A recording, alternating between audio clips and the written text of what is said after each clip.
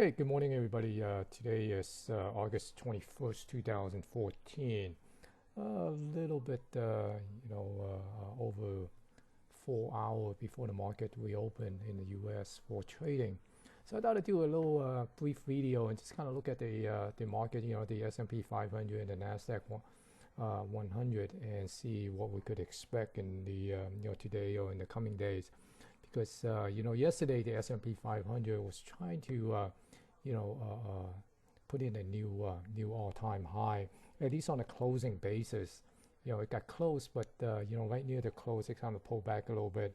It went above that 1987-98.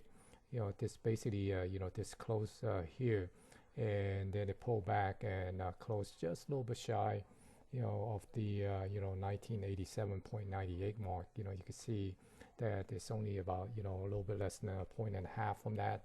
And so let's take a look at how did it get here, right? And if we go back to let's go back to my blog, and we'll take a look at this particular start off with this particular post here that I put up on last Wednesday, saying was that it.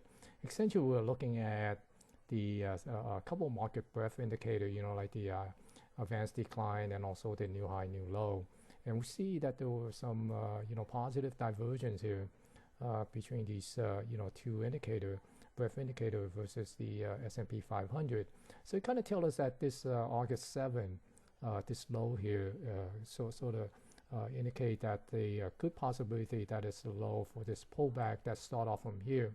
So the, this uptrend kind of give us a little bit more confidence on this uptrend that it's going to go to a higher territory.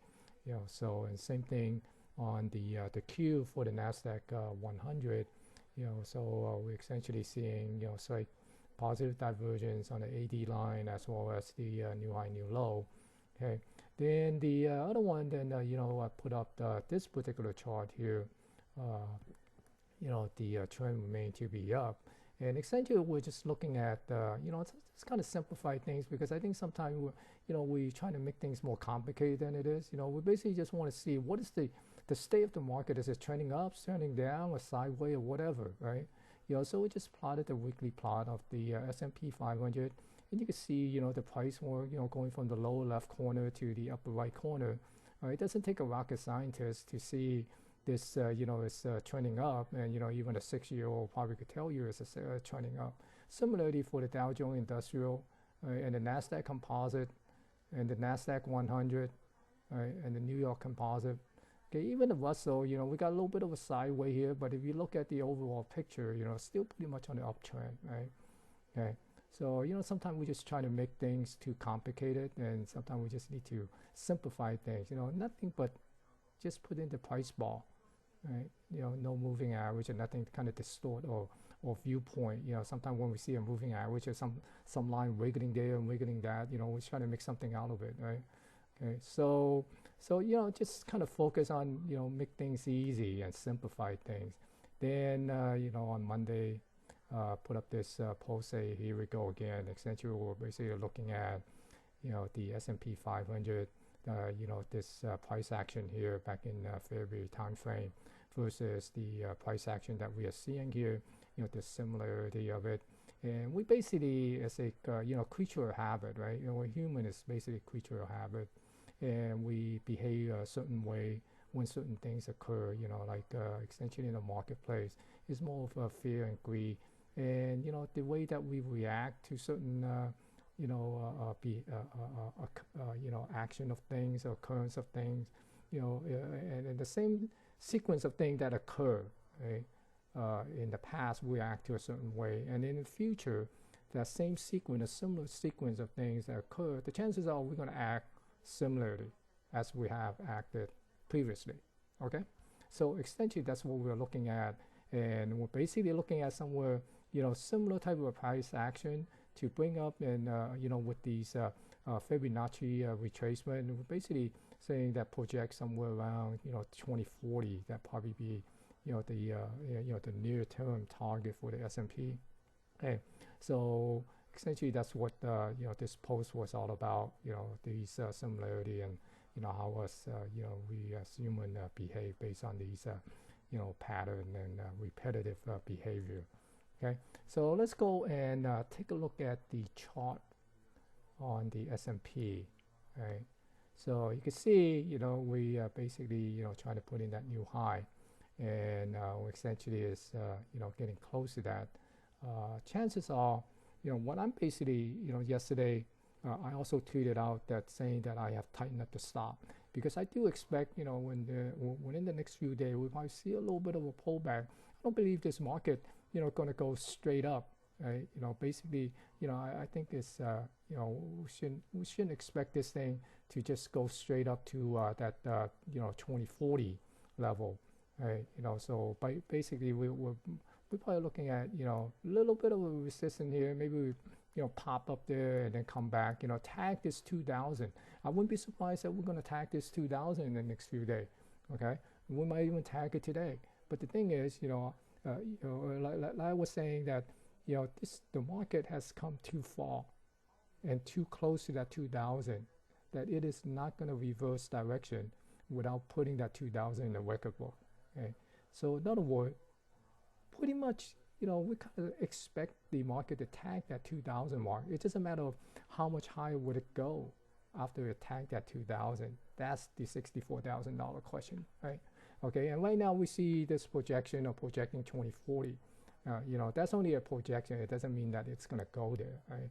Okay, so that's the key here that to pay attention to.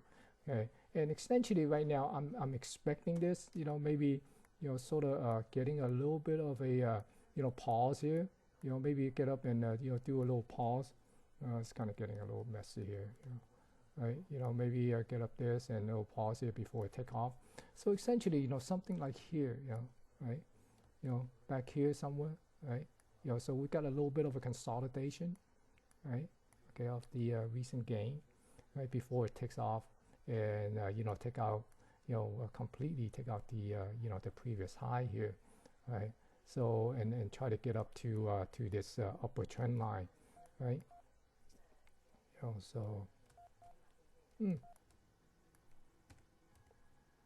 So basically we want to get up to this trend line, right? Okay. So that's basically what we're looking at on the S&P 500. And if we also take a look at the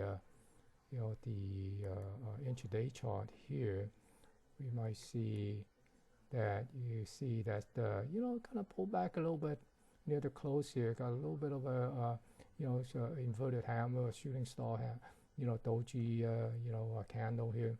So we might see a little bit pullback, but even though right now the overnight future seems to indicating that we might get a little positive open, but never know, these overnight numbers, it's kind of not very reliable sometimes. So we'll see what the market will do tomorrow when it opens. Okay, so and also looking at the Nasdaq 100. Let's go and take a look at the Nasdaq 100 here. You see the Nasdaq 100 is just making multi-year high, and if we go to take a look at the monthly, and we can see we're basically talking about somewhere back here, right? Somewhere back in September 2000, right? At this level, right? That we haven't seen this level since back then, and right now we're basically probably targeting somewhere around 41.55. That vicinity on the upside here, and you notice that how parabolic this thing is, right? I mean, since 2009, right? Just sort of like going straight up. This is more like 60-degree slope. Okay, so that's pretty steep, right? So again, essentially, this market is getting there, right? I'm not saying that there's a top yet, but it's getting there, right? I wouldn't be surprised that we might even go attack that. What was that? That top over there, right? Back in 2000, right here. Okay, this mark here, right? 4,800. Okay. Yeah, we might get there. Who knows? Anything is possible. Right? But for now, we're basically kind of looking at this. If it pull back, we could see that the possibility of maybe pulling back to that, 39.90, 39.88, that area here, right? Okay, so for a little bit more minor pullback, if we do see one, same thing, going back to the S&P 500, if we do see a pullback, then we're basically looking at the previous resistance as support now, right? So we're basically looking at maybe somewhere around here, somewhere around that 1965 area. That's one level for the pullback, right? I'd be surprised that we're going to pull all the way back down here. I think we're going to pull back to somewhere in this vicinity. Then we probably will head back up and maybe try to take out that 2040. Who knows? Okay, so basically that's what my thought is on and my take on the market right now. And so good luck to you on your trading today.